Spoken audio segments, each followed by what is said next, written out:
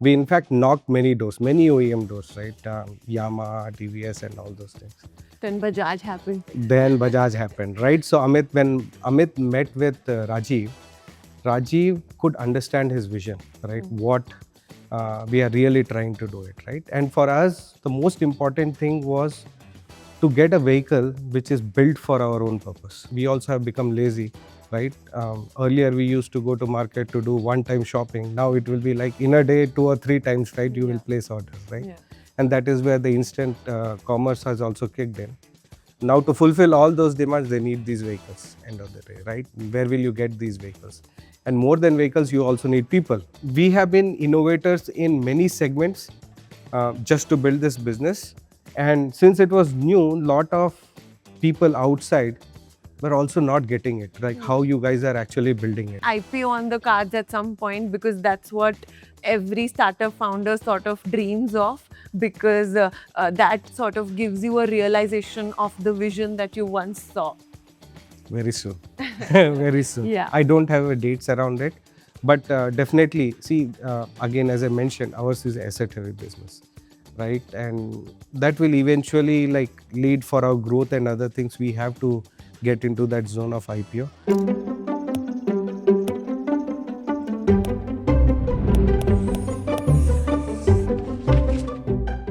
By 2030, India is expected to have 23.5 million gig workers.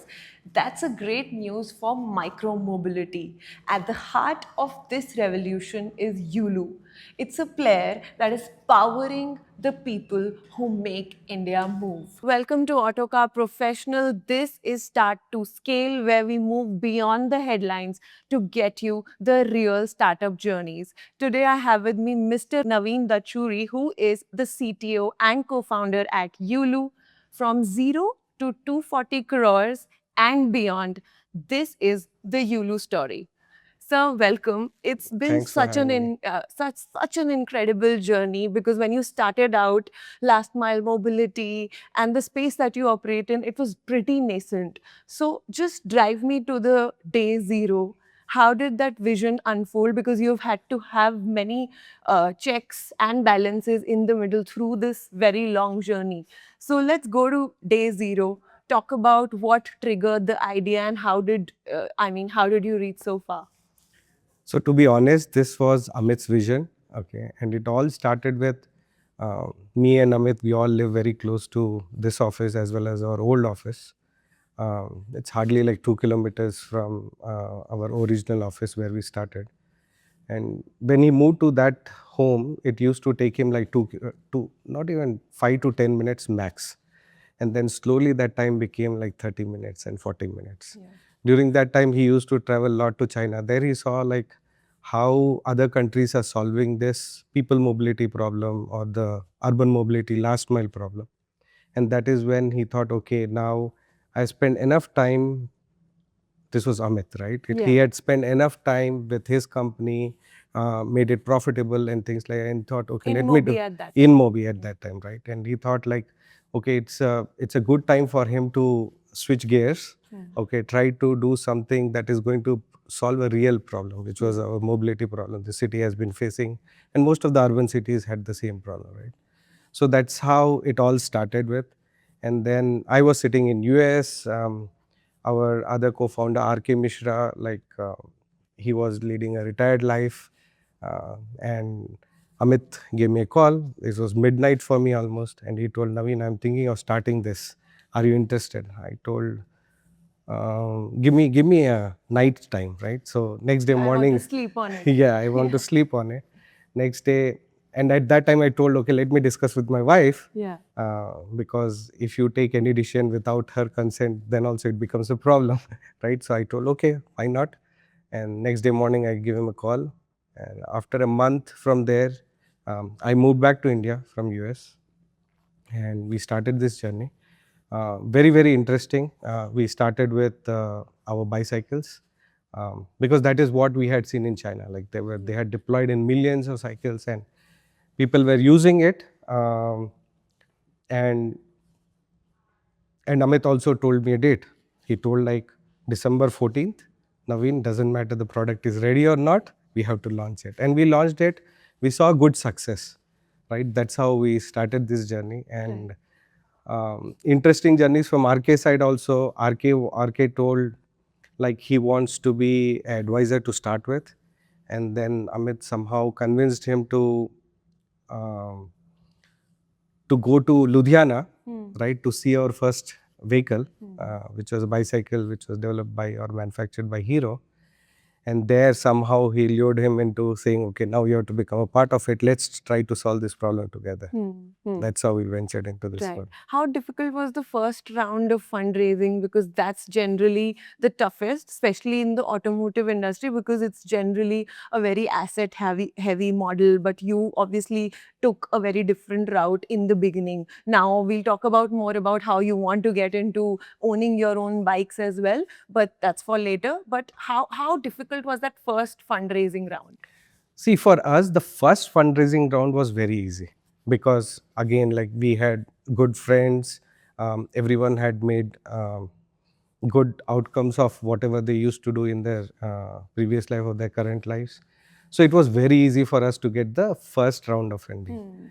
But which is nothing but friends and family round or angel investing, whatever you want. This was 10 years back? This was 2017, 17, right? So it was okay. But the next, which is the true fundraising round, what you call, right? It was very challenging in the sense, a lot of people did not understand what we were trying to do, right? It was completely new. It was never, that business in itself never existed, right? And we had to really convince them to even put some initial round of funding, right? Because you, end of the day, you look for some VCs who are on their cap table, but they could not get it, whether it is a bicycle or whether it is a electric mobility, because that was never proven, right? Yeah. We in fact knocked many doors, many OEM doors, right? Yamaha, TVS and all those things. Then Bajaj happened. Then Bajaj happened, right? So when Amit met with Rajiv could understand his vision, right? What we are really trying to do it, right? And for us, the most important thing was to get a vehicle which is built for our own purpose, right? And Rajiv Bajaj, he understood that and he agreed to put in the initial funding, which helped us to go to the next level.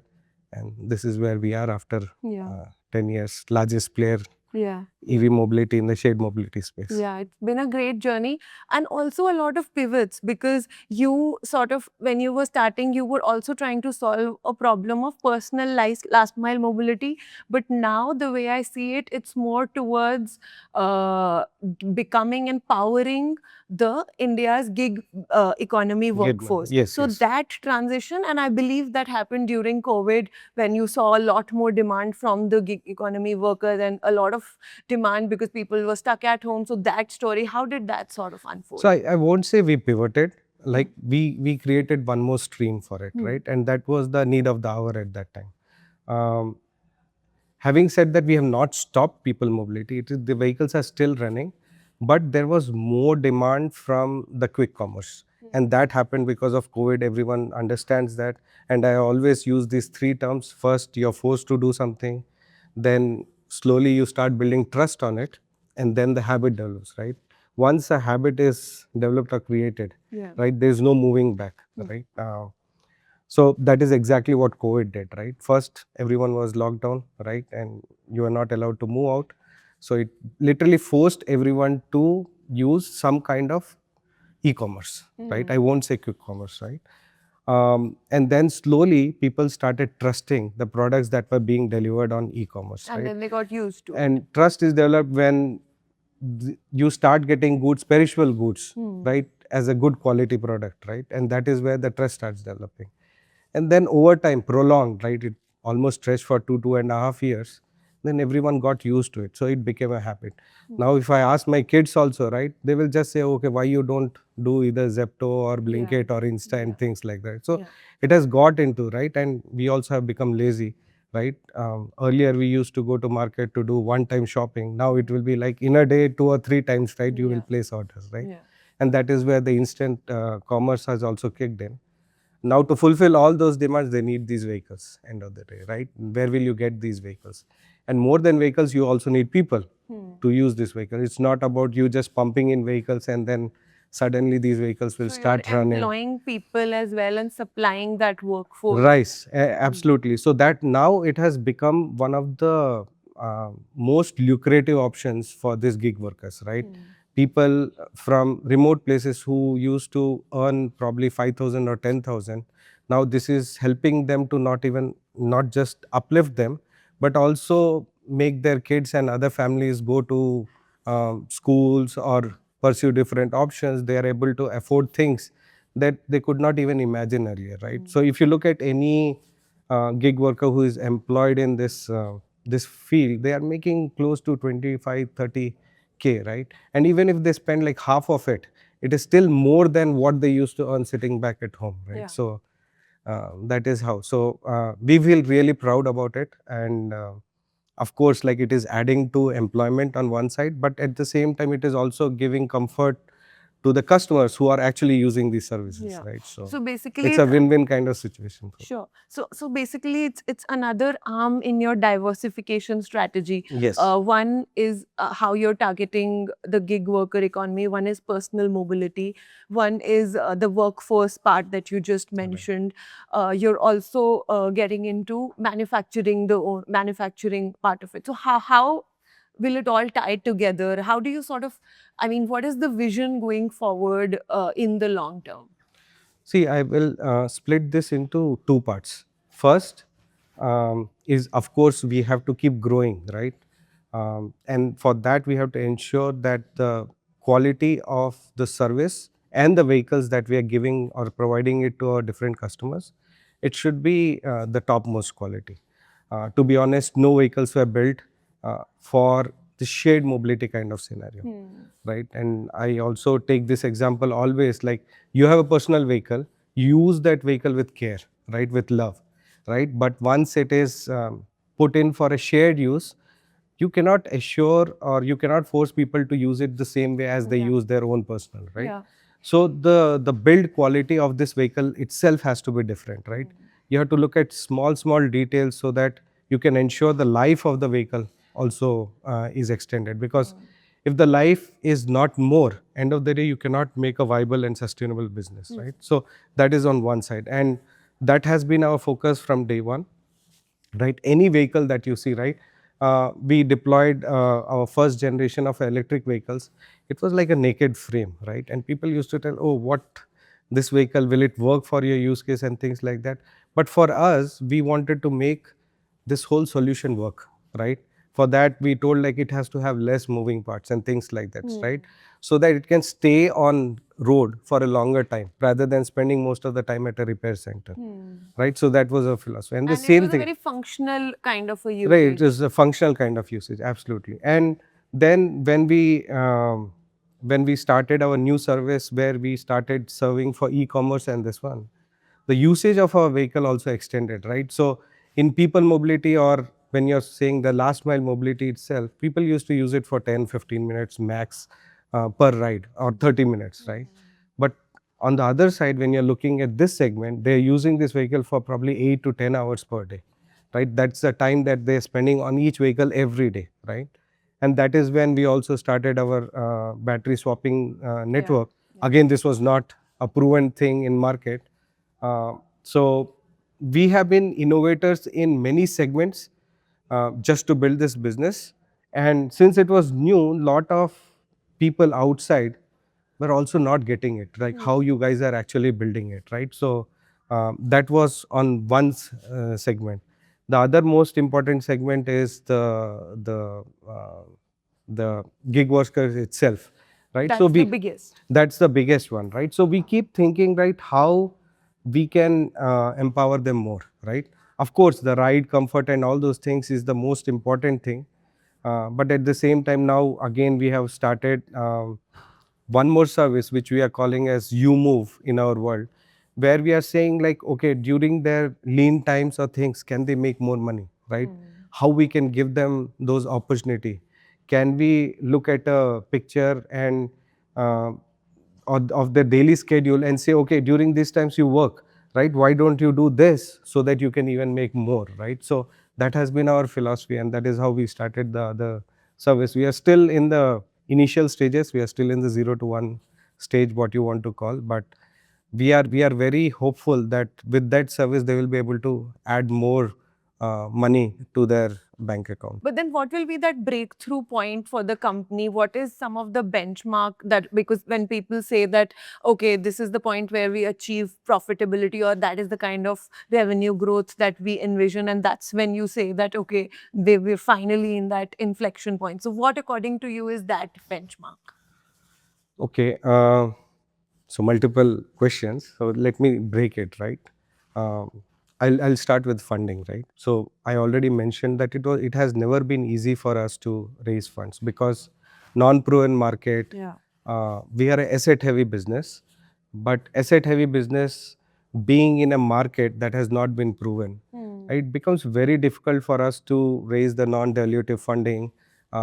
You can keep raising equity, but that comes at a cost because if you get a non-dilutive funding, it becomes very easy for us to grow fast because using that money you can buy more vehicles, right. Whereas on the equity side you have to actually pump in this whole capital to buy the vehicles, right. So your growth gets stunted, and luckily now we have also crossed those humps where people have understood that uh, Yulu as a company can build this business, right? And that is how we have also started getting the non-dilutive funding, but it has always been a challenge, right? So now to prove that, right, very early on itself, we had to get into a stage where we can um, get to a stage of first EBITDA and then, of course, PAT positive, right? And very happy to say that for the last 12 months continuous, now we have been EBITDA positive, right? Which is a good sign. And that is what most of the new investors are liking it. And then our vision is, and based on the numbers that we are seeing, if it just double the number, we'll be PAT positive also, right? If you ask me what is that exact date or month, I don't have it, but with respect to the vehicles, if I just double my fleet, what I have, I will be PAT positive. And that will give more confidence in the market itself. Yeah. So the next, like you said, double your fleet. That next phase of growth is coming from newer markets, newer cities. No, there is enough demand, right? The like Q-commerce or the e-commerce, when you're looking at it, right, it is not stopping, right? It has forked into so many different segments also, right? We all started with everyone only knew about Swiggy and Zomato and things like that. Then Zepto came into picture. Now Insta, Amazon. Now Amazon, which was never into a business of using, let's say, lightweight deliveries. Now because of the now Amazon now, like they have also entered it. Flipkart Minutes, if you talk about it, this is just still the QCom segment, right? But lot of other segments like Snabit has entered, where maids having urban company and then providing nurses helps. So there is no end to it, and again, as I mentioned, it is all dependent on habit cultivation, right? So once you get into that habit zone, very difficult to pull people out of it. So Like you said, it's been such a long and interesting journey from 2017 till now. What have been some of the learnings? Because it's very tough to keep a startup lean, keep it focused. Like you said, now you're obviously diversifying into different businesses. I'm sure profitability pressures are there. So what are some of the learnings, if you could share some anecdotes from early on that helped you become so resilient today? see, for the success of our business, most important thing is the life of the asset. And that was one of the biggest thing, right? So how we can increase the life of the asset by creating or manufacturing or even work with someone who can build these vehicles for us with that thing in mind. Second most important thing is the uptime of the vehicle, right? Again, as I was telling, like if the vehicle is not plying on road, right, and it is sitting at warehouse, I'll lose revenue and then I won't be able to hit my different targets, right? So for us, from beginning, it was all about how efficiently or how effective the vehicle is or how good the vehicle is. Secondly is how efficiently you are running your operations, because this is all about repair and maintenance, right? If your repair and maintenance is of good quality, the uptime of the vehicle on the road will automatically go up. That automatically translates into this So one. you made sure that that So that has been focus, right? That is where every founder, every senior member of the organization is gunning towards, or they've put all their effort in ensuring that the vehicle is this, and the demand is automatically coming. As I told, like, demand has never been a problem. It is only, in fact, we are now supply constraint, right? Because there's so much of demand, people are coming, but we are unable to put it. And at the same time, it is not like we will just keep pumping in vehicles. We want to go at our own pace, because we don't want to again impact our EBITDA also, right? So we have to always maintain that balance, saying, okay, we have vehicles, the vehicles are getting utilized, and the uptime of the vehicles and the efficiency of our operations is built in. Because if you don't build that Lego block, right, your business can collapse anytime. So that calibrated approach is very important. Always. Okay. But personally, how you deal with, I mean, if a lot of young entrepreneurs are sort of looking at this show and listening to your journey, it's very tough to be that resilient force, and because it's the gains or the rewards are not immediate. It's always long term. Yes. So personally, that how has your journey been, and how has your faith in the industry shaped up, because it's not easy. See, again, very tricky question, right? And you absolutely were dot on spot with respect to saying ours is not purely customer centric business. Like, it's not a software play, right? Where you get in money, you have a good product, and you just pump in that money to get more customers. Even if I have more customers, I can only grow at that pace, because it is dependent. If I don't have a vehicle, okay, I won't have new customer per se, right? So we were very clear on that, right? So it is more of a like a traditional kind of business, right? Where there is a building, right? And building, let's say it is a commercial building, you can have only X number of shops. It's not like suddenly a building will pop up and then you grow, right? So we were very clear on that. But the most important thing here is about patience, right? You have to understand the type of business that you are in. If it is a software kind of business, yes, you try to build your software in the right way, and then you try to get customers and get satisfied customers, so that you can have that retention of your customers, right? You make that product more sticky, right? Same philosophy stands in our world, but you won't get that level of growth until unless your vehicle is of that quality, number one. Second is, you're not giving that kind of experience to your customers, right? So if people understand this philosophy, you can actually make your team also move directionally in that way, right? Lot of times uh, you will have employees who will be seeing other companies where the growth is very fast, Yeah. right? Oh, it has gone from, let's say, valuation of X to 10x valuation and to 100x valuation, whatever it is. But you have to make them understand, right? Yeah. And if you're building this business such way, right, there will be time when we will also reach that stage, but it's a slow and steady, but Sustainable. it is more sustainable kind Yeah, of business. that's understanding that yourself, as well as making them understand is Yeah, is like very the important. And touch wood, like, I can talk more from the tech side because I deal with the tech, right? We have a lot of folks who have been with the organization from almost the day one, right? And they're still, like, it has been 8 years now, right? And they're still motivated, right? So they could have very easily got attracted to this, but they love two things. One, we have what problem we are trying to solve, and they also understand what kind of business that we are into. right. Right. But then where will the next phase of growth come from, apart from gig economy, which obviously we're seeing a lot more demand, newer cities will unlock. Where will the next phase of growth and eventual profitability, like you were talking about, where will that sort of See, unlock? currently we are in 10 cities, right? And 4 cities being the major cities. Cities are also expanding, right? So within a city itself, there will be growth. That is one. Uh, Again, I told, like, there is ample demand, right?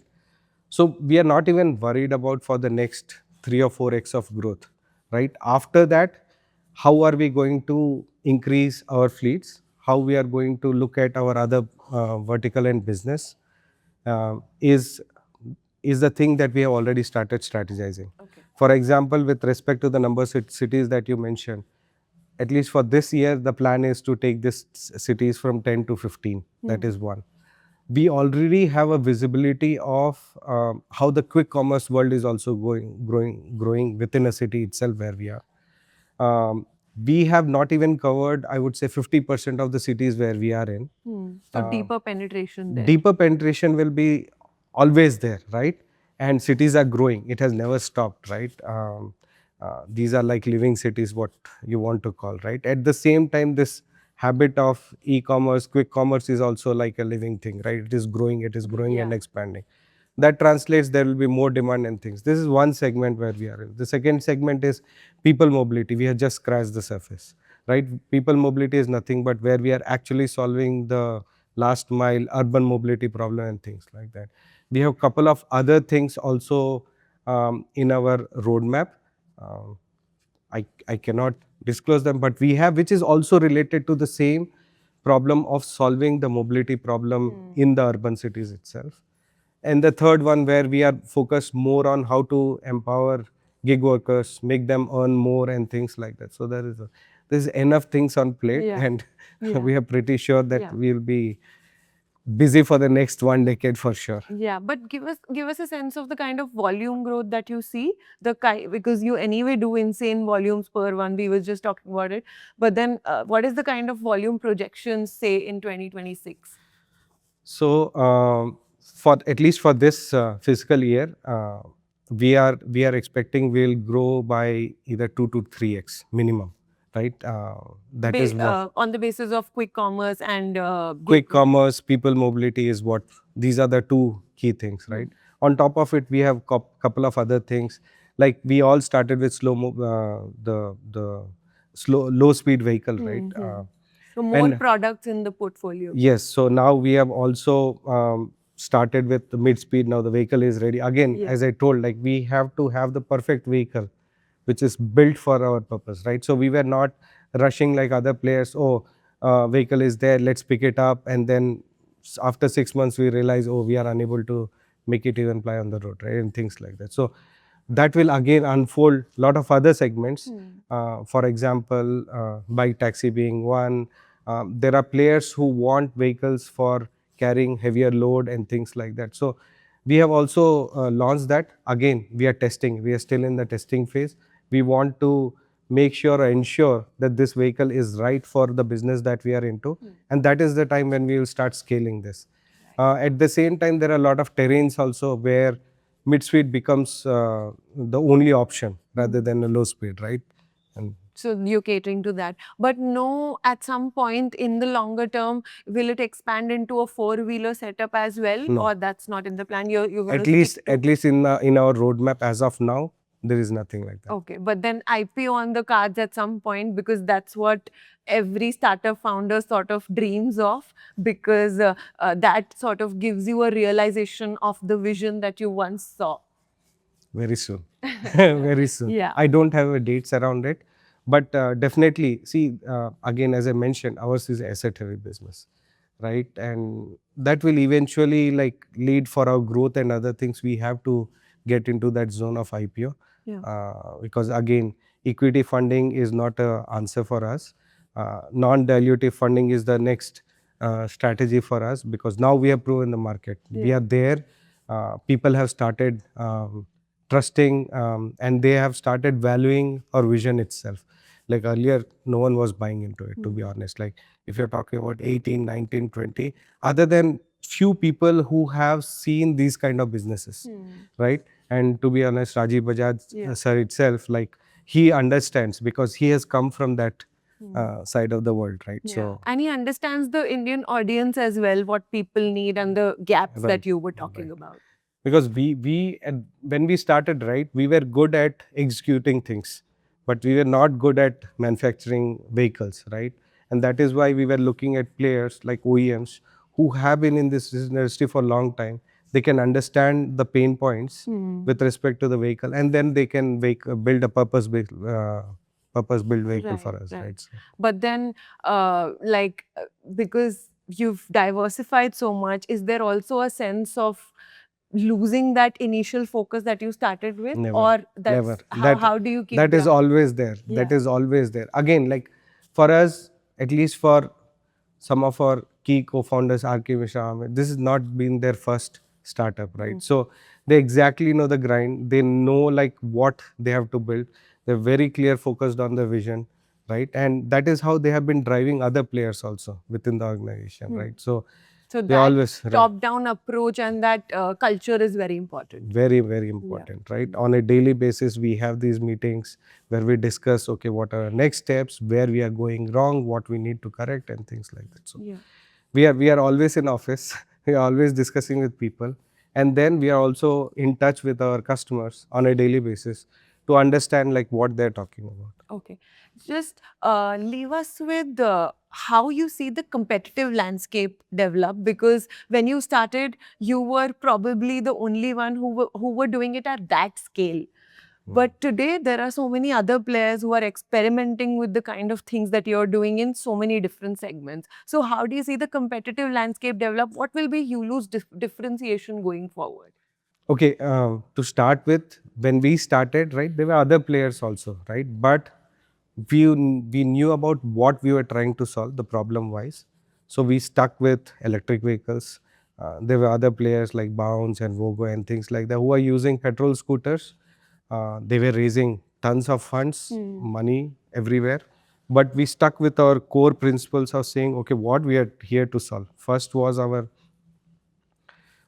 environment was the key thing, right? When we started the people mobility, we stuck with that. The same thing we carried forward to our electric vehicles, and then for the other services that were there, right? So having said that, right, now since people have seen our success, lot of other small players are coming. But what we have realized is it is not just about putting vehicles on road. It is also having the discipline to increase the uptime of the vehicle, and that only comes with the RNM, right?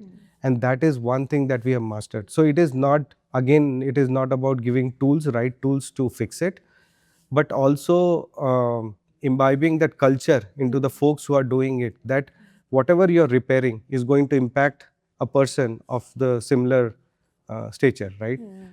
So that they have got it, and it is not easy to build it. Policies and other things will come into picture. It is very easy to start with 500,000, but once you start hitting those numbers, and when that volume increases, if you don't have that discipline, if you don't have that playbook in place, it is very, very difficult to build that business. And that is the one thing that everyone within our organization has understood, right? They say, yes, other players are coming. It is okay. There will be other players also. We want them also to grow. It is not, there is enough demand. But if you don't have this discipline, it is very, very difficult to build this business. It is not like quick returns, as I told, right? You software based, a SaaS based company, things like that, where you're growing like a hockey stick. It is not. It's a capital infusion, then having that discipline and that rigor to keep it running. Right. But then, like you spoke about your supply side issues, your competition could sort of capitalize on that. So for that, you will need more infusion of funds, more capacity expansion. Again, as I told, like it is not a one player game in market. There's enough demand. We are supply constrained now, even with so many other players in market, right? You have to just focus on two things. Again, uptime of your vehicle, and try to give the best experience to your customers with respect to the vehicle, and it will keep going on. Sure. On that very, very positive note, keep doing what you're doing. Thank you so much Thank for you. spending Nice. time with Nice us talking and to you. sharing your journey. Thank you so Thanks much. a lot. Nice talking to you. Same here.